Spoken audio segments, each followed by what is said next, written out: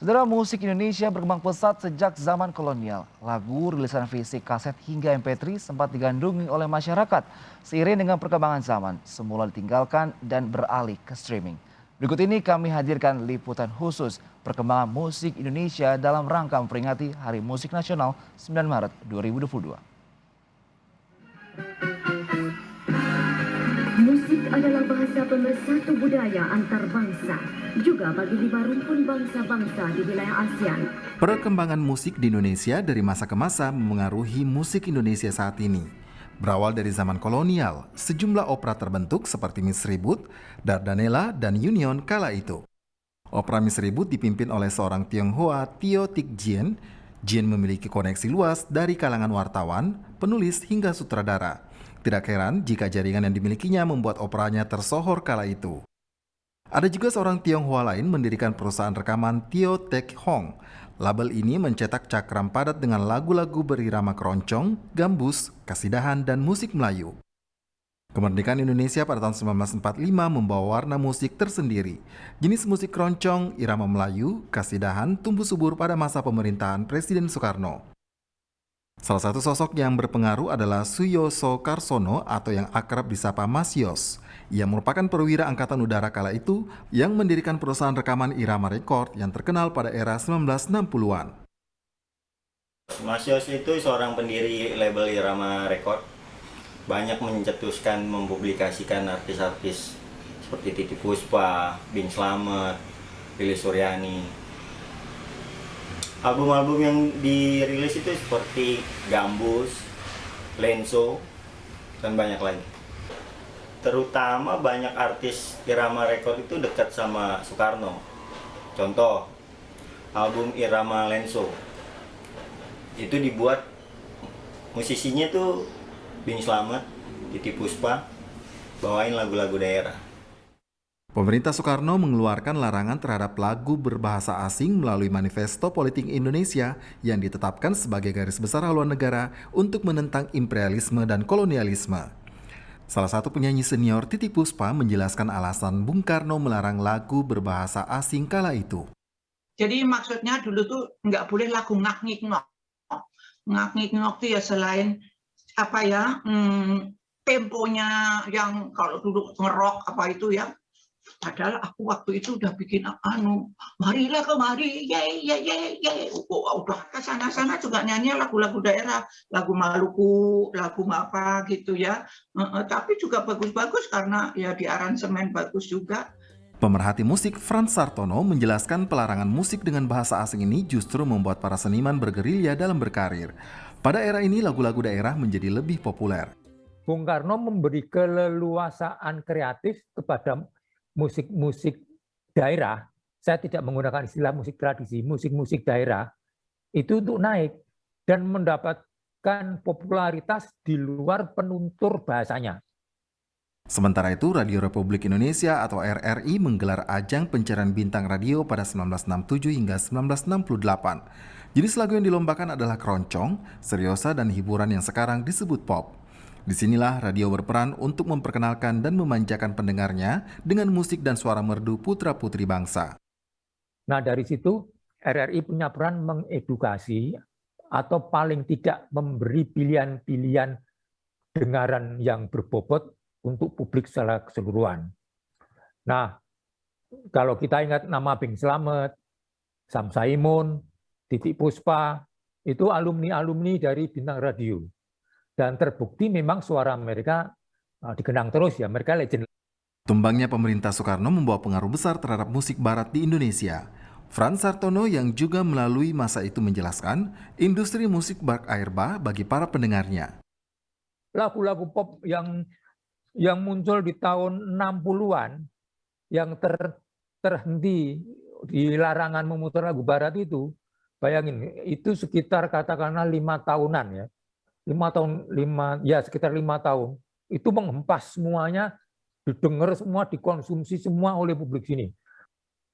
Keran musik barat yang terbuka lebar menjadi inisiasi Radio Prambors untuk menggelar ajang pencarian bakat Lomba Cipta Lagu Remaja dari tahun 1977 yang berhasil melejitkan Chrisye dan sederet penyanyi ternama lainnya hingga 1988. lagu-lagu made in LCLR, baik yang versi 77, 78, ya, 79, itu berkenan di telinga publik muda, remaja. Nah, artinya diterima. Lagu-lagu inilah yang kemudian menjadi, dalam tanda kutip, the new standard, katakanlah begitu. Standar baru lagu-lagu pop Indonesia. Dan ini kita angkat topi bener sama Prambors, sama Yoki, dan sama penyanyi-penyanyi yang terlibat. Ada Mbak Denok Wahyudi, Mas Kang Beni Subarja, itu juga nyanyi. Dan pencipta-pencipta lagunya banyak. Mas Hari Sabar, itu pencipta lagu yang bagus-bagus semuanya ya di situ. Memberi nuansa baru pada lagu pop di Indonesia. Tanpa mengurangi rasa hormat kita kepada seniman-seniman musik sebelumnya tadi ya yang disebut. Suburnya industri musik Indonesia tidak hanya tentang musik yang diminati pasar. Ada juga sejumlah musisi yang menyuarakan kritik sosial politik dengan musik folk. Pengaruh psychedelic rock dan progressive rock. Dulu zamannya Soekarno juga ada namanya musik folk. Itu ada salah satu grup musik namanya grup kampungan. Dia bikin satu album namanya Mencari Tuhan. Nah, ada satu lagu namanya Bung Karno. Itu isinya membicarakan tentang Soekarno lah, memprotes Soekarno. Budaya barat yang terus membanjiri warna musik Indonesia. Musik pop kreatif membawa warna baru seperti musik disco dan pop kota. Pop kreatif itu kriterianya apa? Jangankan kita, musisi aja saat itu juga bingung gitu loh. Ini pop kreatif, berarti di sisi lain ada pop yang tanda kutip nggak kreatif gitu kan. Tapi faktanya kan ya sangat relatif ya. Kreativitas itu sangat relatif dalam pengertian kalau toh apapun namanya tapi disukai orang banyak, itu kan sah-sah juga sebagai salah satu produk hiburan. Nah, tetapi memang yang namanya pop kreatif itu memang punya pasar tersendiri.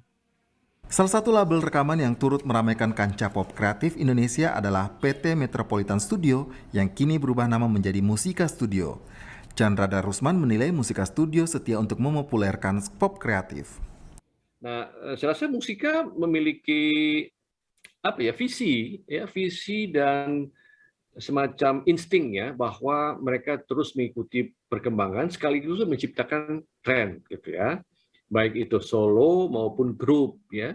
Lihat aja grup yang terkenal di Indonesia itu di Musika ya. Dan sampai sekarang survive dan terus berkembang saya lihat ya. Musik pop terus berkembang. Musisi silih berganti menyajikan warna nada untuk mewarnai musik tanah air. Budaya pop semakin digandrungi para kaula muda seakan membius mereka dengan budaya barat pada tahun 1990-an. Muncullah MTV, televisi musik. Format cakram padat hingga format MP3 turut meramaikan musik Indonesia. Ini menjadi lahan bisnis yang subur. Namun, gap konsumsi musik ini membuat pembajakan menjamur. Tidak hanya itu, pesatnya teknologi juga menghantam rilisan fisik seperti Distara dan Aquarius. Sebagai peranan mendistribusikan musik. In the future music, udah nggak perlu distributor lagi. Ya memang orang udah direct dari handphone langsung kepada dia punya cloud system atau Spotify langsung, kita nggak mungkin bisa lawan sama teknologi company yang kayak begitu karena physical world. Namun hari ini masyarakat kembali ke belakang untuk memutar rekaman zaman dahulu. Psikolog konsumen Irfan Agia menilai hal ini seperti mata koin bagi generasi X dan baby boomers untuk mengapresiasi musik.